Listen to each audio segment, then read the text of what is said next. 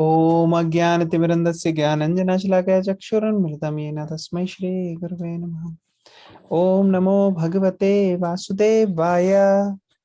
ओम ॐ नमो भगवते वासुदेवाय। ओम नमो भगवते वासुदेवाय। ॐ नमो भगवते वासुदेवाय। ओम नमो भगवते वासुदेवाय। ॐ नमो भगवते वासुदेवाय। नारायण नमस्कृत्य नरं चैव नरोत्तमं देवीं सरस्वती व्यासं ततो जयमुदीरये। नष्टप्रायेषु भद्रेषु नित्यं भागवत सेवया भगवती उत्तम श्लोके भक्तिर्भवति नैष्टिकी। कृष्णाय वासुदेवाय देवकी नंदनाय च नंदगोपकुमाराय गोविन्दाय नमो नमः।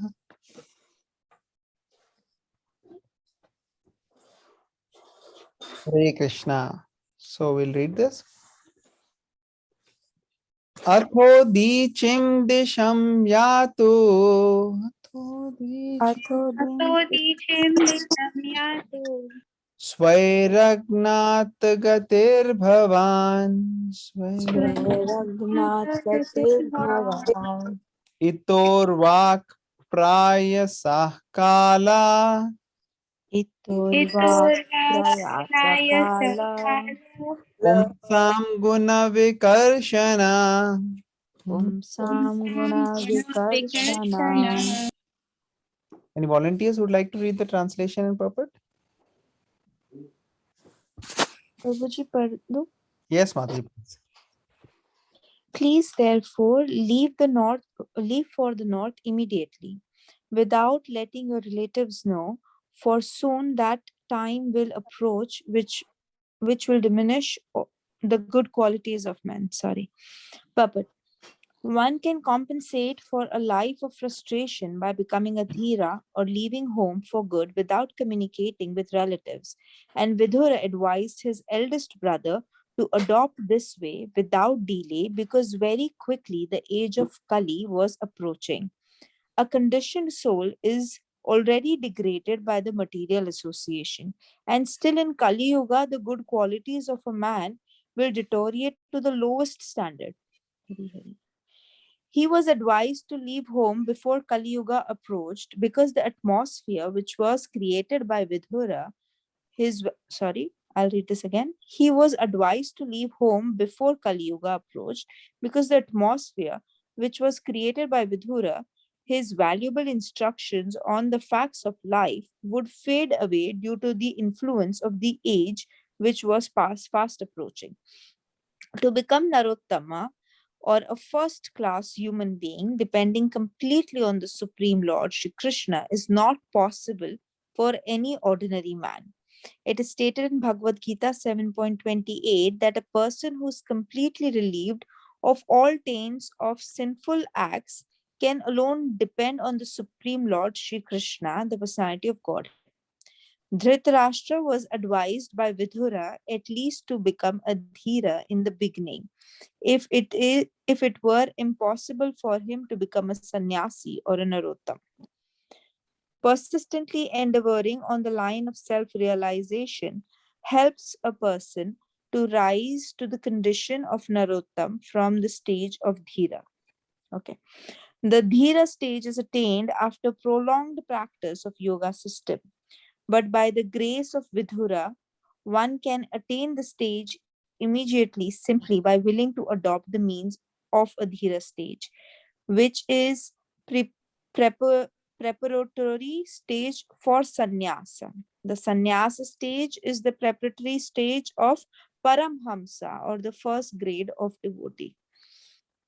So this shlok, Hare Krishna, this shlok completely reflects what we actually read in the last shloka. Here Vidhur is advising Dhritarashtra to go like leave everything, become a dhira by leave everything completely, and then just meditate on the Lord, the Supreme Personality, because he knew that Kali Yuga is approaching very fast, and in Kali Yuga, even a good man is at a very lowest standard of being good. So because of that influence, a person is tend to take wrong choices. So the Vidhur was advising him to go early, as soon as possible, not to delay on this fact. And here Prabhupada has also explained about how Dhira, when you attain the Dhira stage, that is the beginning, like first step towards attaining the sannyasi stage. And when you become a sannyasi, that is like one step more closer to going to Paramhamsa. In the previous shlok, actually, we learned all the three categories in depth, which due to Kalyug memory, I am not very sure of. But Dhira was to leave all the material attachments and concentrate or meditate on the Supreme Personality of Godhead. Hare Krishna.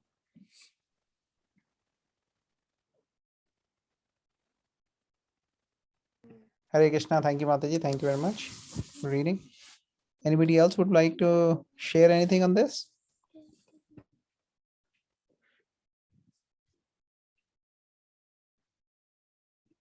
All right.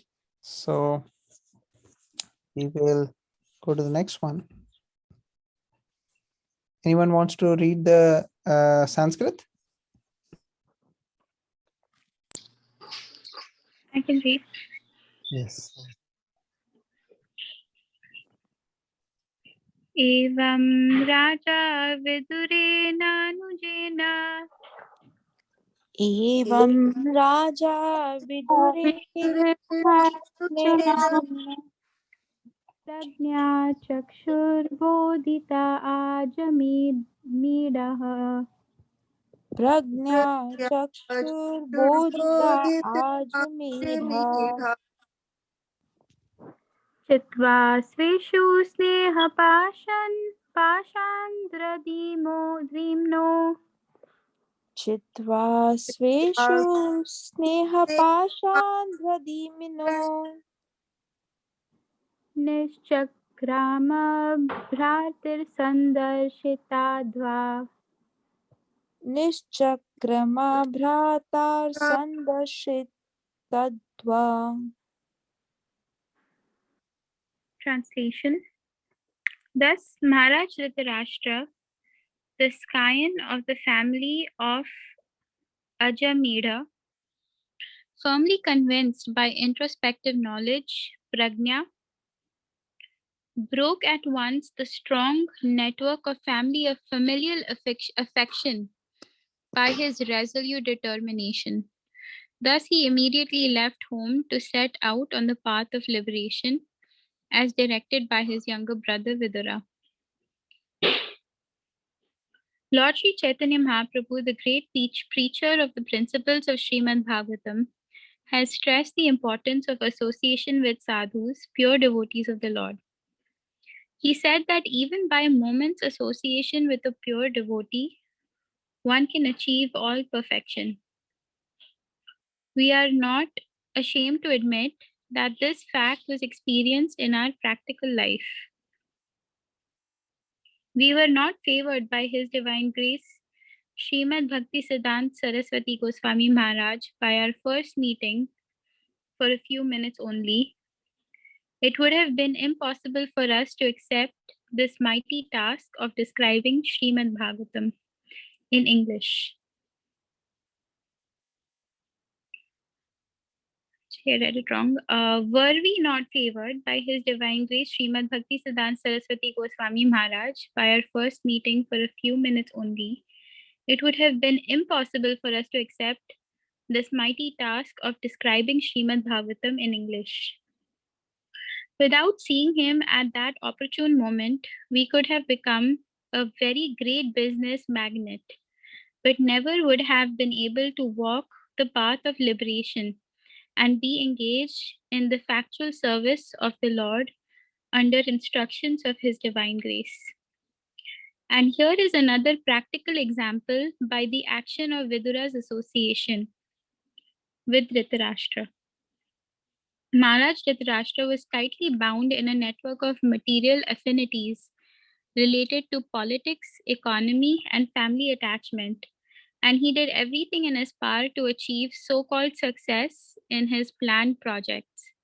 But he was frustrated from the beginning to the end so far as his material activities were concerned. And yet, despite his life of failure, he achieved the greatest of all success in self realization by the forceful instructions of a pure devotee of the Lord, who is the typical emblem of a sadhu. The scriptures enjoin, therefore, that one should associate with sadhus only, rejecting all other kinds of association. And by doing so, one will have ample opportunity to hear the sadhus who can cut to pieces the bonds of illusory affection in the material world. It is a fact that the material world is a great illusion because everything appears to be a tangible reality, but at the next moment evaporates like the dashing foam of the sea or a cloud in the sky. A cloud in the sky undoubtedly appears to be a reality because it rains, and due to rains, so many temporary green things appear. But in the ultimate issue, everything disappears, namely the cloud, rain, and green vegetation, all in due course. But the sky remains, and the varieties of sky or luminaries also remain forever. Similarly, the absolute truth, which is compared to the sky, remains eternally, and the temporary cloud like illusion comes and goes away. Foolish living beings are attracted by the temporary cloud, but intelligent men are more concerned with the eternal sky with all its variegatedness. Hare Krishna. So, in this translation, it it is described how Dhritarashtra, just by coming in association with a sadhu such as Vidura, um, made the decision of giving up his position in the royal family. And in the purport, we are able to see how Prabhupada is expressing his gratitude to his spiritual master, Srila Bhaktivedanta Saraswati Thakur. And he's actually saying that without him, without his association, and without him, expressing his,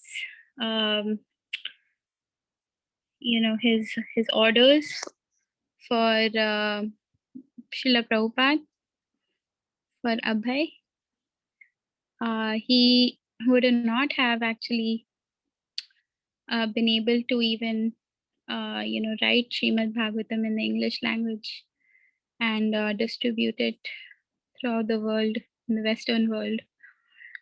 And he's also saying that, he would have become a very great business magnate, and and he would have never been able to walk the path of liberation without the instructions of his spiritual master. Actually, I was just reading Lilamrit, and I, somehow Krishna is, connecting the two readings very kindly. And, Prabhupada actually, I'm on the chapter where Prabhupada is actually, expanding his business. He went and he settled in Allahabad, and he was working for a very big, initially started working, but later on, because he had, he was very business minded, he had the qualities. He was working for a doctor, Dr. Bose, and he was working, in his pharmacy. Once he gained enough experience, he expanded, this pharmacy in various parts of India. And Allahabad was considered a very great place of trade. So Prabhupada moved with his wife, Radharani De, and his first child. I don't remember if it was son or daughter, but moved with them to to Allahabad to expand his business. And actually over there, it's, in the book, it's described how Prabhupada was, very business minded. But, at the time, just after having married his wife, his young wife, he had already met his spiritual master. And he had already received the instruction actually when he was expanding his business and, going out about his wealth, family life, and trying to meet the needs of his family life as, as his family life also expanded. So he actually went and, he he even though he had met his spiritual master only once. He thought he had met a very nice saintly person, and in his heart, even though he had not accepted formal initiation at the time, in his heart he had accepted him as his guru. And he was very impressed by his conviction in the scriptures, and he was actually very very even though he was so much engrossed in his family life, nothing seemed to fully satisfy him, and he continued to remember from time to time his spiritual master. So very nicely somehow Krishna has connected the two readings here. Thought I should share a few words there. But so similarly, Prabhupada is expressing his gratitude, and he's giving his own example, and he's in relation with Maharaj Dhritarashtra.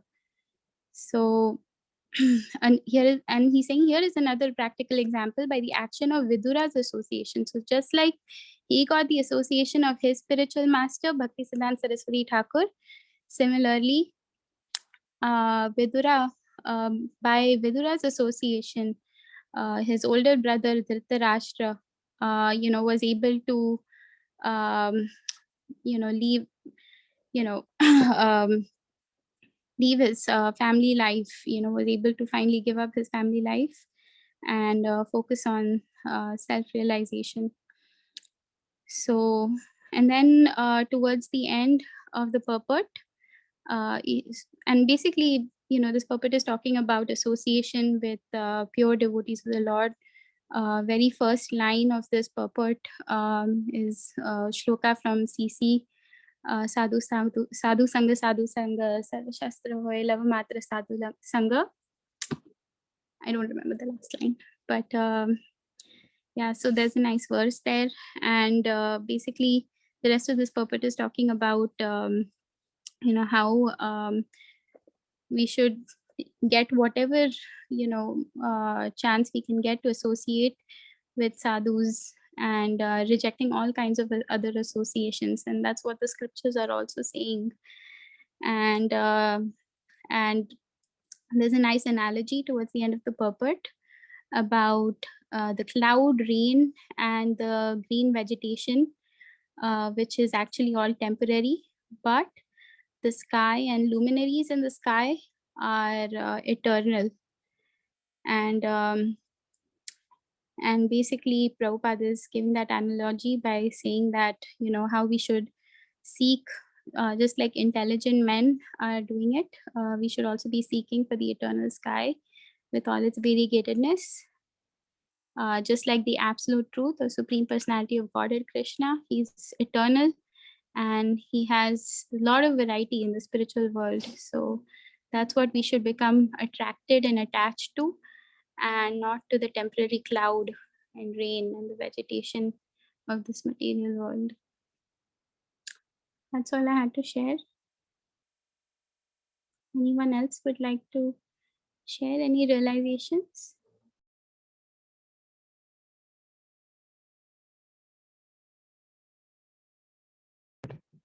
Hare Krishna. So here, thank you so much for reading and sharing, Anantashari. So here, like she was mentioning, Anantashari was mentioning about Prabhupada being a businessman. Prabhupada's revealing here, we could have become a very great business magnate. So Prabhupada was having a lot of success in his businesses also at one point. And Prabhupada was very clever and he knew how to do business and everything. So the the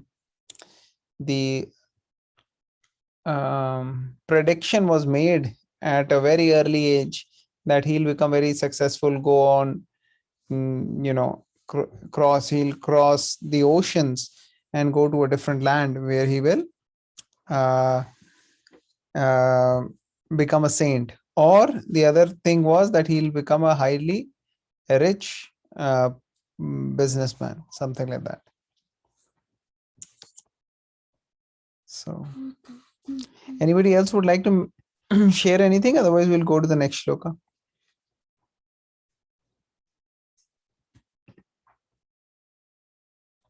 Any volunteers who would like to read the Sanskrit?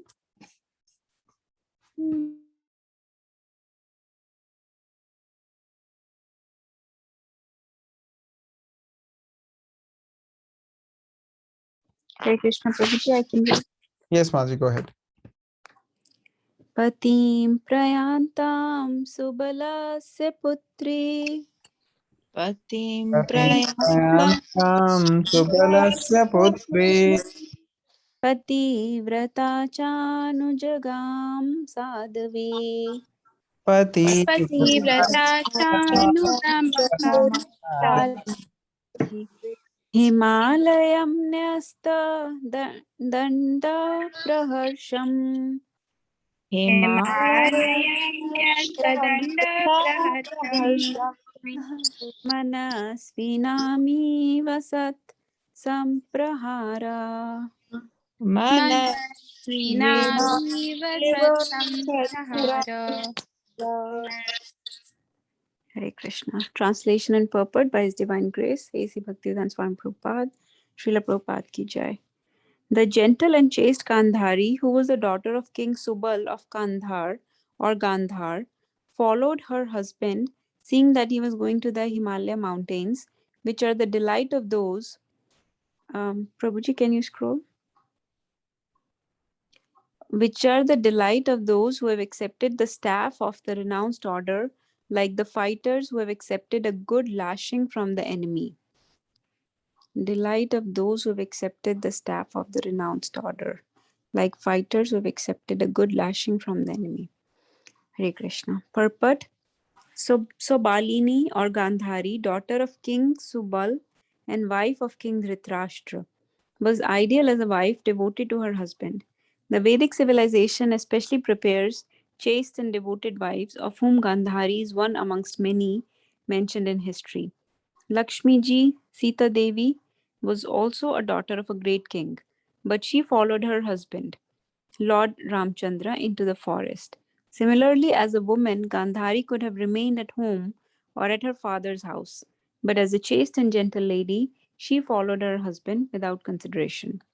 Instructions for the renounced order of life were imparted to Dhritarashtra by Vidura, and Gandhari was by the side of her husband. But he did not ask her to follow him because he was at that time fully determined, like a great warrior who faces all kinds of dangers in the battlefield. He was no longer attracted to so called wife or relatives, and he decided to start alone. But as a chaste lady, Gandhari decided to follow her husband till the last moment.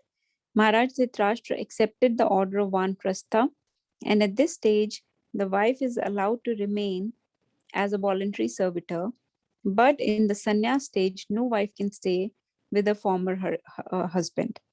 A sannyasi is considered to be a dead man civilly, and therefore the wife becomes a civil widow without connection with a former husband. Maharaj Dhritarashtra did not deny his faithful wife, and she followed her husband at her own risk. The sannyasis accept a rod as the sign of the renounced order of life. There are two types of sannyasis: those who follow the Mayavadi philosophy, headed by Sripad Shankaracharya, accept only one rod, ek danda, but those who follow the Vaishnavite philosophy accept three combined rods, three danda. The Mayavadi sannyasis are ek dandi swamis, whereas the Vaishnava sannyasis are known as three dandi swamis, or more distinctly, three dandi Goswamis, in order to be distinguished from the Mayavadi philosophers. The Ekdandi Swamis are mostly fond of the Himalayas, but the Vaishnava sannyasis are fond of Vrindavan and Puri. The Vaishnav sannyasis are Naruttamas, whereas the Mayavadi sannyasis are Dhiras. Maharaj Dhritarashtra was advised to follow the Dhiras because at that stage it was difficult for him to become a Naruttama. Very bold.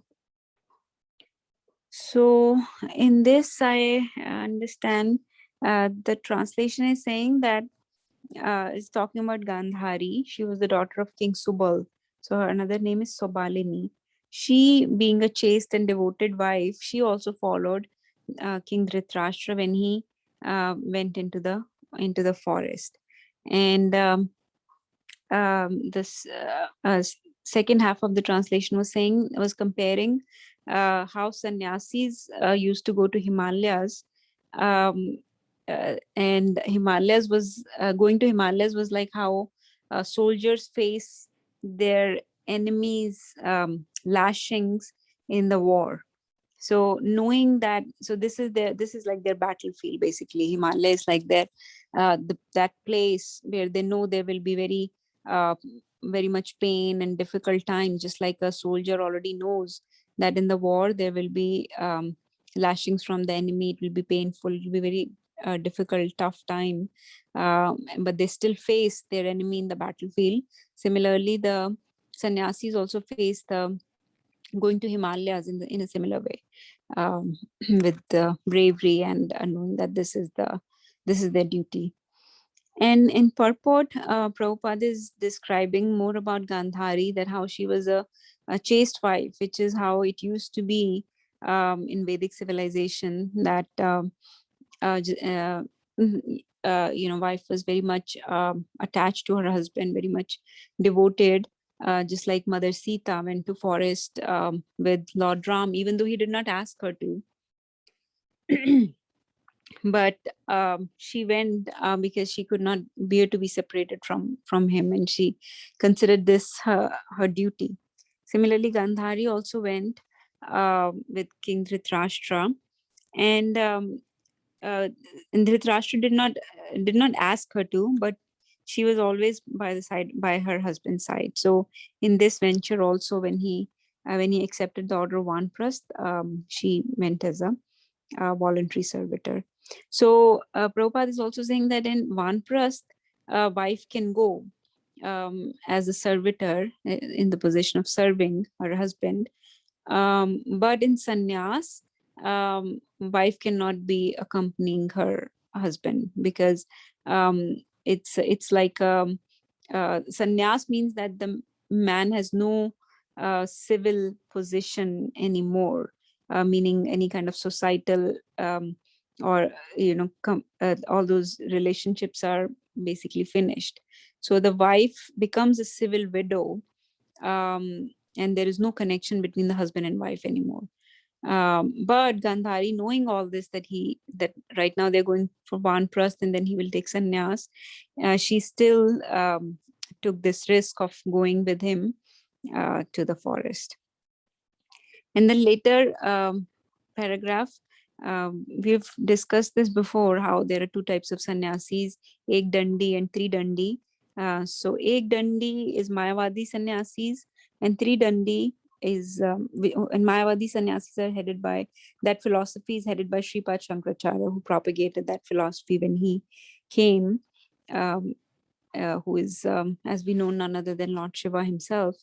And the Vaishnavite philosophy is Tridandi, and the three rods represent that the Vaishnava sannyasi will serve Krishna with his body, mind, and words. So that's what the three rods, combined rods, represent.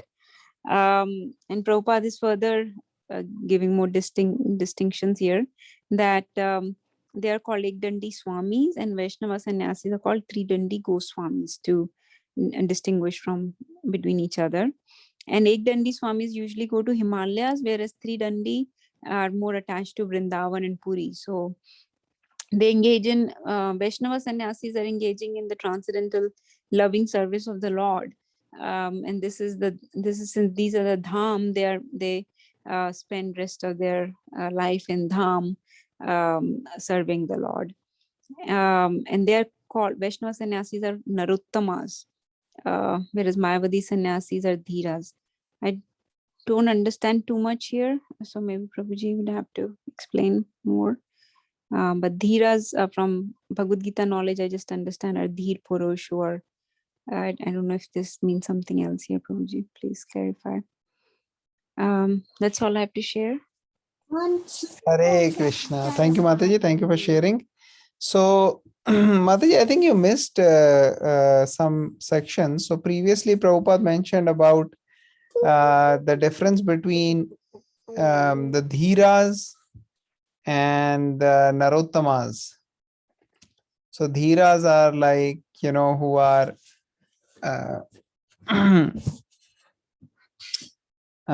basically they are not yet the highest in the highest position, but they are transcendentalists who are, in one way you can say indifferent to their attachment. They are working on getting rid of the attachment and leaving home.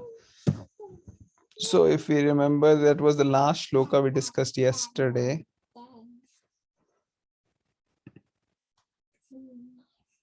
This.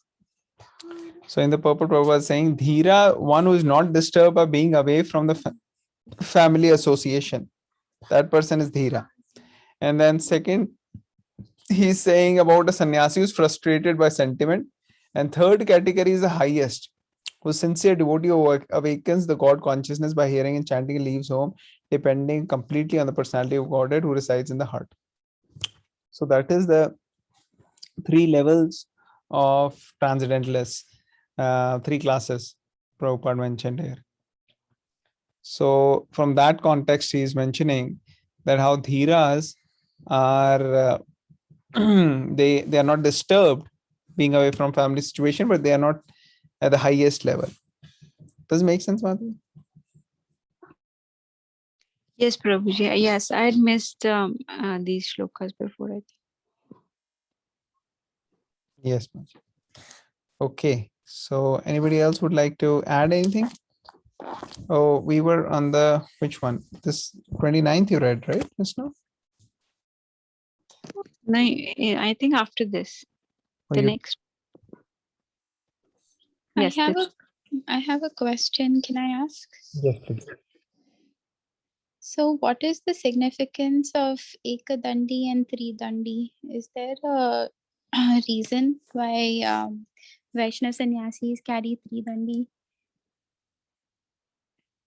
rod? Yes, so Ekadandi sannyasis, they signify that Jiva and God is one. So Ek Dandi. And Tridandi means that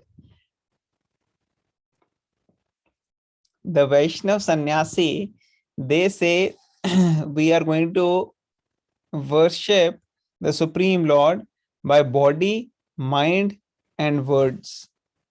And along with that, there is also another small danda with it, which is like body, mind, words, and soul. So 3 dandi sannyasis are a little different than ek dandi. Make sense? Yes, thank you. All right.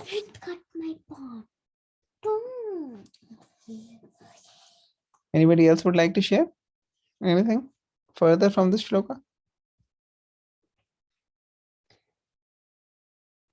Don't. Check. Huh? Okay, we'll go to the next shloka then. We already did this, right? Okay, next. So who would like to read this Sanskrit?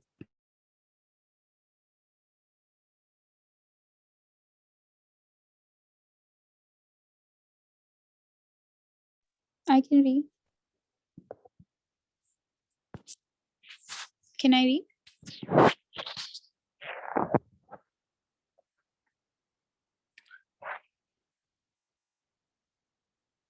Ajata Shatru Kritamitro Hutagnir Ajatashatru कृतमैत्रो विप्रान् नत्वातिलगो भूमिरुक्मैः विप्रानत्वा तिलागो भूमि रुक्मै गृहं प्रविष्टो गुरुवन्दनाय गृहं प्रविष्टो गुरुवन्दनाय न चापश्यत् पितरौ सौबलिं च न चापश्यत् पित्रौ स्वबलिं च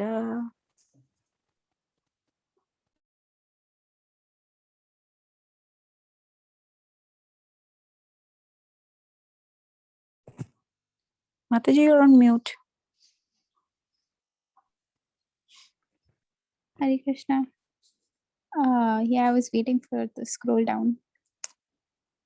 Anyone wants to read the translation and purport? Okay, I can read. Maharaj Yudhishthir, whose enemy was never born, performed his daily morning duties by praying, offering fire sacrifice to the sun god, and offering obeisances, grains, cows, land, and gold to the Brahmanas. He then entered the palace to pay respects to the elderly.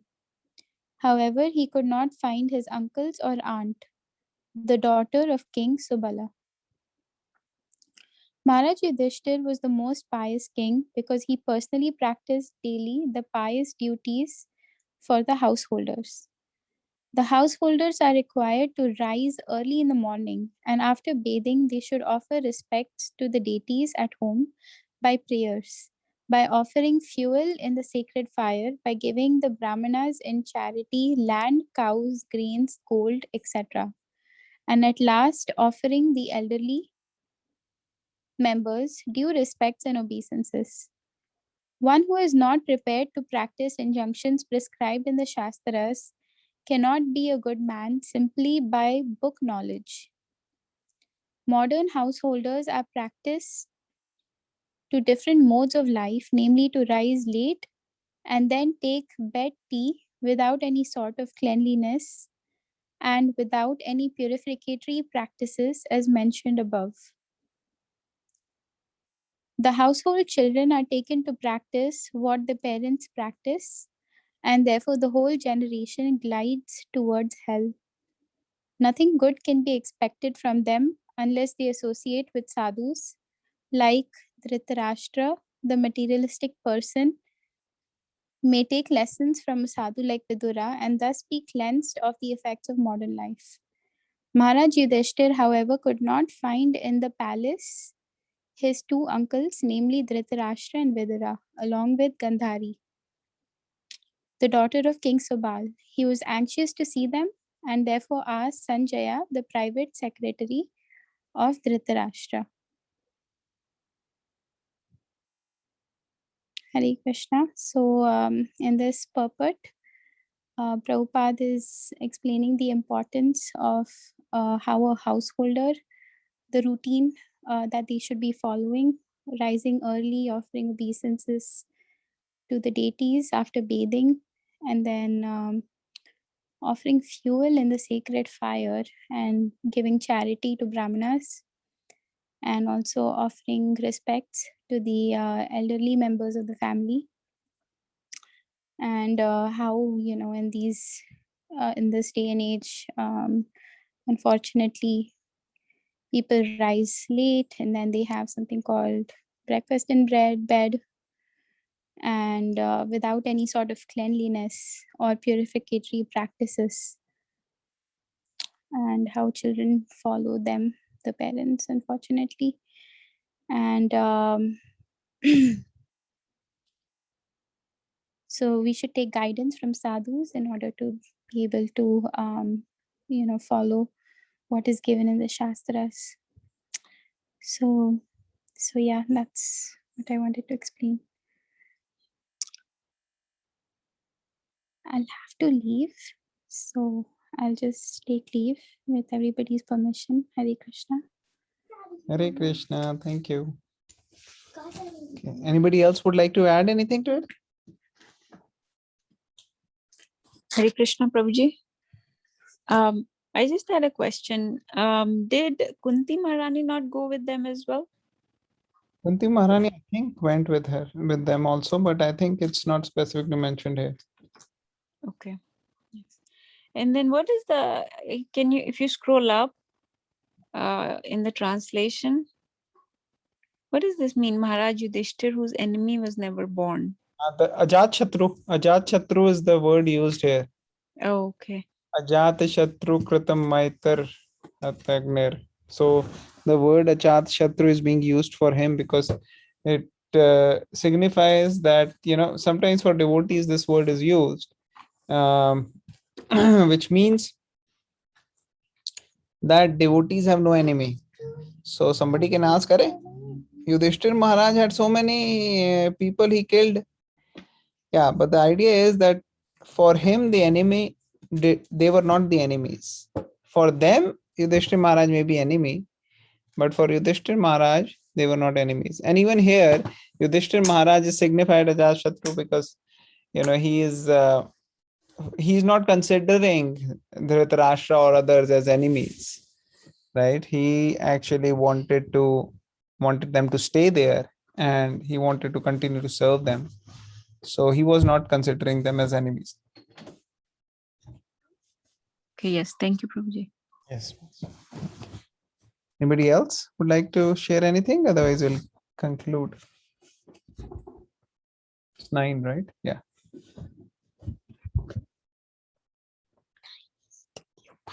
Okay. Thank you very much, all the devotees. We'll end it here.